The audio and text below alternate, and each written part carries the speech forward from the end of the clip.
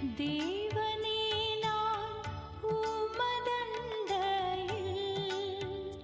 இன்னும் நெருங்கி சேர்வதே என் நாவல் பூமியில். Praise the Lord. கர்த்தரும் இரட்சகருமாகிய இயேசு கிறிஸ்துவின் இனிதான நாமத்தினாலே இந்த 18வது நாள் ஜெபத்தில் இணைந்திருக்கிற தேவ பிள்ளைகள் எல்லாரையும் அன்பாய் வாழ்த்துகிறேன். இன்றைக்கும் நாம் ஆவிக்குரிய வாழ்க்கையிலே அடுத்த நிலைக்கு முன்னேற முடியாதபடி, இல்லை என்றால் தேவனிடத்திலே நாம் அதிகமாய் நெருங்க முடியாதபடிக்கு இருக்கிற தடையாக காணப்படுகிற ஒரு காரியத்தை தான் நாம் பார்க்க போகிறோம். அது என்னவென்று சொன்னால் ஆவிக்குரிய உதாசீனம். அதாவது நாம் ரட்சிக்கப்பட்ட புதிய அனுபவத்தில் நாம் அதிகமாக ஜெபிப்போம். ஆண்டவரோடு எப்போதும் நம்முடைய நேரத்தை செலவழிக்கிறதிலே அதிக தீவிரம் காட்டுவோம். சபையில் இருக்கிற எல்லா ஜெபத்திலும் நாம் அங்கம் வகிப்போம். ஆனால் நாட்கள் செல்ல செல்ல செல்ல இந்த ஐக்கியம் அப்படியே குறைந்து விடும். இந்த அக்கினி அப்படியே குறைந்து விடும். இந்த அனல் அப்படியே குறைந்து விடும். பாருங்கள், அதுக்கப்புறம் நம்மளை இந்த மீட்டிங்ஸில் பார்க்கவே முடியாது. நம்முடைய தனி ஜெப நேரங்கள் குறைந்து விடும். நம்ம ஆண்டவரோடு செலவழிக்கிற நேரங்கள் குறைந்து விடும். பாருங்கள், ஆவிக்குரிய உதாசீனம் என்று சொல்லுகிறது ஒரு ஸ்பிரிச்சுவலி லேசியான ஒரு சூழ்நிலை. எப்படி நம்முடைய வேலைகளை செய்கிறதற்கு சில நேரங்களிலே நம்ம சோம்பல் பட்டு அப்படியே உட்கார்ந்துட்டோன்னா அந்த வேலை நடக்கவே நடக்காது இல்லையா? அதே போல் நம்முடைய ஆவிக்குரிய வாழ்க்கையிலே சில நேரங்களில் ஒரு ஆவிக்குரிய சோம்பல், ஒரு ஸ்பிரிச்சுவல் லேசினஸ் நம்மளை ஆட்கொள்ளுகிறதுனால நம்ம நிறைய காரியங்களை இழக்க வேண்டிய சூழ்நிலைகள் வந்து விடுகிறது. தேவனிடத்திலிருந்து நாம் அதிகமாய் பிரிந்து விடுகிற ஒரு சூழ்நிலை நிச்சயமாய் காணப்படுகிறது. பாருங்கள், நாம் ஆவிக்குரிய உதாசீனம் பெரிய விசுவாசிகளுக்கு கூட, நல்ல முதிர்ந்த விசுவாசிகளுக்கு கூட நிறைய நேரங்களில் ஏற்படுவதுண்டு.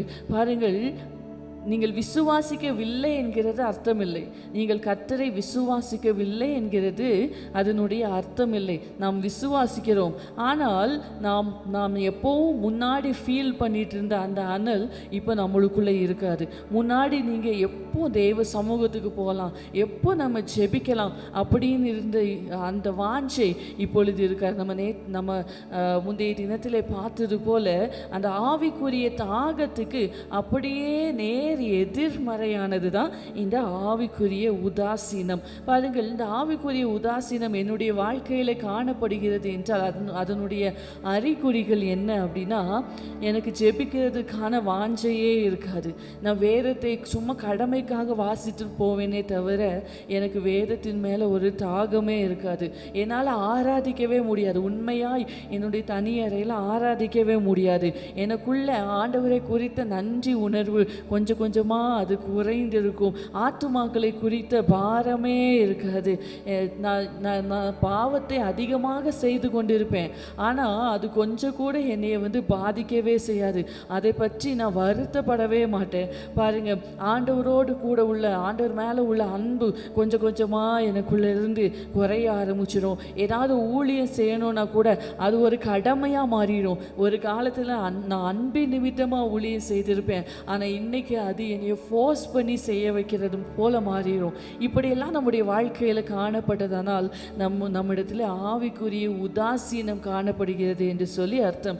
இதுக்கு நிறைய காரணங்கள் இருக்குது. என்னெல்லாம் அப்படின்னு சொன்னால், இன்றைய நவீன காலகட்டத்தில் நமக்கு நிறைய வேலைகளும் பொறுப்புகளும் நம்முடைய தலைமையில் இருக்கிறது இல்லையா? தேவையற்ற காரியங்களை கூட சில நேரங்களில் நமக்குள்ளே திணித்து கொண்டு நம்மளை பாரப்படுத்துவதுண்டு. இந்த மாதிரி ஒரு பிஸினஸ் நம்மளை ஆண்டவரிடத்துலேருந்து அதிகமாய் பிரித்து விடுகிறது. அது மாத்திரமல்ல, நம்ம இருக்கிற சில மறைமுகமான பாவங்கள், சில ஜெப குறைவுகள். பாருங்கள், இந்த ஆவிக்குரிய உதாசீனம் வரும்போது பல நாட்கள் நாம் ஜெபிக்காமல் இருப்போம், ஆனால் அது நமக்குள்ளே எந்த தாக்கத்தையும் உண்டு பண்ணவே செய்யாது. பல நாட்கள் நாம் வேதமே வாசிக்காமல் இருப்போம், ஆனால் அதை குறித்து நமக்கு எந்த பாரமும் இருக்காது.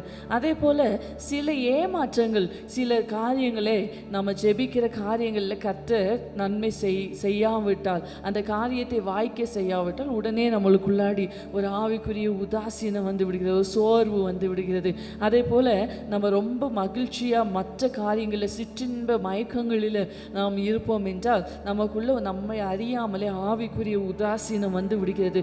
அது மாத்திரமல்ல, சிலருக்கு அந்த ஆவிக்குரிய வாழ்க்கையே ஒரு ரொட்டீன் மாதிரி ஆயிரும். அது எப்படின்னு சொன்னால், சண்டே மட்டும் சர்ச்சுக்கு வரணும், மற்ற நாட்கள் எல்லாம் உலகத்துக்குள்ளாடி இருக்கணும். இப்படியெல்லாம் இருக்கிற வாழ்க்கையில் ஆவிக்குரிய உதாசீனங்கள் அதிகமாய் தாக்குகிறதற்கான காரணங்கள் நிறைய இருக்கிறது.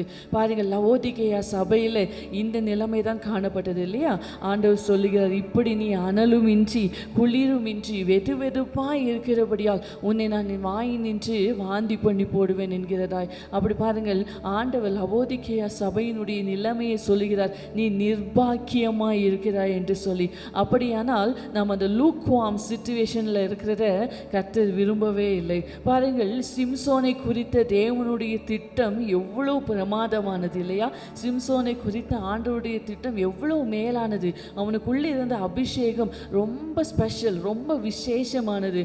ஆனால் சிம்சோன் அதை அறியாதபடிக்கு அதை உதாசீனப்படுத்தி, பாருங்கள், வேசியிடத்தில் போகும்போது கூட, பிற சாதி பெண்ணிடத்தில் போகும்போது கூட அவனை அது பாதிக்கவே இல்லை. தான் பாவத்தில் ஈடுபடும் போது கூட அது அவனை பாதிக்கவே இல்லை. தன்னுடைய அபிஷேகத்தை விட்டு தவறி வேறு வழியில் செல்லும் போது கூட அது சிம்சோனை பாதிக்கவே இல்லை. இதுதான் ஆவிக்குரிய உதாசீனம் என்று சொல்வது. இதே போலதான் ஆண்டவருடைய ஜனமாகி இஸ்ரவேல் ஜனங்களும் பல சூழ்நிலைகளிலே இந்த ஆவிக்குரிய உதாசீனங்களில் இருந்து வந்ததை நாம் வேதத்தில் பார்க்க முடியும். பாருங்கள் பிரியமானவர்களே, இது ரொம்ப டேஞ்சரான ஒரு சிச்சுவேஷன் இந்த ஆவிக்குரிய உதாசீனம். பாருங்கள், நாம் ஆவிக்குரிய உதாசீனத்தில் அதிகமாக இருக்கும்போது நம்முடைய ஸ்பிரிச்சுவல் ஸ்ட்ரென்த்தை நம்ம இழந்து விடுகிற சூழ்நிலை உண்டு. நம்மளை ஈஸியாக பாவ சோதனைகளில் நம்ம விழுந்துருவோம்.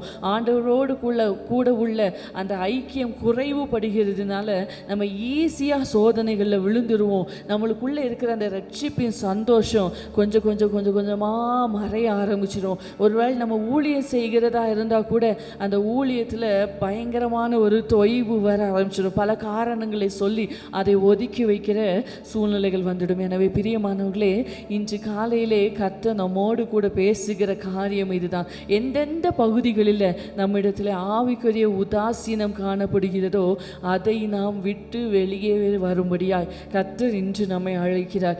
எப்படி இந்த ஆவிக்குரிய உதாசீனத்திலிருந்து வெளியே வர்றதுன்னா, ஒருவேளை ஏதாவது ஒரு பாவத்தில், மறைமுகமான பாவத்தில் நாம் ஈடுபட்டு கொண்டு இருந்தோம்னா நாளைக்கு மனம் திரும்பலாம், நாளை கழித்து மனம் திரும்பலாம். இப்படியெல்லாம் நம்ம நேரத்தை போக்கடித்து கொண்டே இருக்கக்கூடாது. இன்றைய ரட்சணிய நாள், இன்றைக்கே நம்ம கர்த்தரிடத்தில் திரும்பணும். ஒருவேளை உங்களுடைய ஜெப வாழ்க்கையில் ரொம்ப நாள் கேப் வந்திருக்கா, நாளைக்கு, அடுத்த மாதம், அடுத்த 1ஆம் தேதி இப்படியெல்லாம் நம்ம திட்டமிடாதபடிக்கு இன்றைக்கே அந்த ஜெப வாழ்க்கையை தொடங்கணும். நான் நேற்றைய தினத்திலே சொன்னது போல் அது கொஞ்சம் ரிஸ்காக தான் இருக்கும். ஆரம்பிக்கும் போது ரொம்ப கஷ்டமாக இருக்கும்.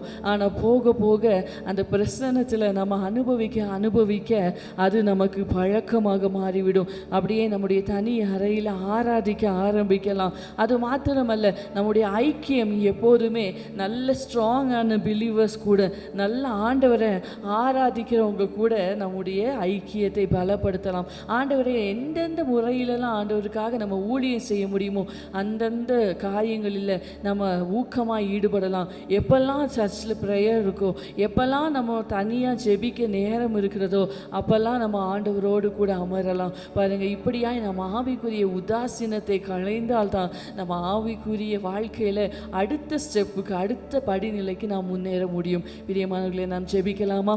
எங்களை அதிகமாய் நேசிக்கிற எங்கள் அன்பின் தகப்பனே, இந்த புதிய நாளுக்காக உமக்கு நன்றி செலுத்துகிறோம் ராஜா. ஆண்டவரே, இந்த நாளிலும் நாங்கள் கற்றுக்கொண்டது போல எங்களுடைய வாழ்க்கையிலே காணப்படுகிற எல்லா ஆவிக்குரிய உதாசீனத்தையும் ஆண்டவரே நாங்கள் களைந்து, அப்பா, ஆவிக்குரிய வாழ்க்கையில் அடுத்த கட்டத்தை நோக்கி நாங்கள் முன்னேறி செல்கிறதற்கு கர்த்தர் எங்கள் ஒவ்வொருவருக்கும் கிருபை தாங்கப்பா. ஒருவேளை எந்தெந்த பிள்ளைகளெல்லாம் ஆண்டவரே அப்பா உலக பிரகாரமான காரியங்களில் ஆண்டவரே உலகத்தில் அடிமைப்பட்டு சிக்கி இருக்கிற இருக்கிறாங்களோ, பாவத்துக்கு அடிமைப்பட்டு ஆண்டவரே முன்னேற முடியாமல் தவித்து கொண்டிருக்கிறாங்களோ, எல்லா பிள்ளைகளுக்கும் நல்ல விடுதலையை கர்த்தர் இந்த காலை வேளையில் தரும்படியாய் ஜெபிக்கிறோம் ஐயா. ஆண்டவரே, நாங்கள் ஆவிக்குரிய வாழ்க்கையில் அடுத்த நிலைக்கு நாங்கள் முன்னேறணும். உமோடு கூட நெருங்கி ஜீவிக்கிற கிருபைகளை பாக்கியத்தை எங்கள் ஒவ்வொருவருக்கும் தர வேண்டுமாய் ஜெபிக்கிறோம். எங்கள் வாழ்க்கையில் இருக்கிற எல்லா ஆவிக்குரிய உதாசீனங்கள் மாறட்டும் என்று ஜெபிக்கிறோம். ஆண்டவரே, இந்த நாளிலும் நாங்கள் செய்கிற எல்லா வேலைகளிலும் உம்முடைய கரம் கூட இருப்பதாக. நாங்கள் செய்கிற எல்லா பிரயாணங்களிலும் உம்முடைய கரம் கூட இருப்பதாக. ஆண்டவரே, உம்முடைய பாதுகாப்பு எங்களோடு கூட இருப்பதாக. உம்முடைய சமாதானம், உம்முடைய கிருபை எங்களோடு கூட இருக்கும்படியாய் ஜெபிக்கிறோம். ஆண்டவரே, நாங்கள் போகிற எல்லா இடங்களிலும் ஆண்டவரே கர்த்தர் எங்களோடு கூட இருப்பீராகப்பா. உம்முடைய பிரசன்னம் எப்போதும் எங்களோடு கூட இருக்க வேண்டுமாய் ஜெபிக்கிறோம். ஆண்டவரே, இந்த புதிய நாளில் உம்முடைய புதிய கிருபை எங்களை தாங்க வேண்டுமாய் ஜெபிக்கிறோம். இயேசு கிறிஸ்துவின் நாமத்தினாலே ஜெபம் கேளுங்க ஜீவனுள்ள நல்ல பிதாவே. ஆமென், ஆமென். God bless you. கர்த்தர் உங்களை ஆசீர்வதிப்பார். ஆமென்.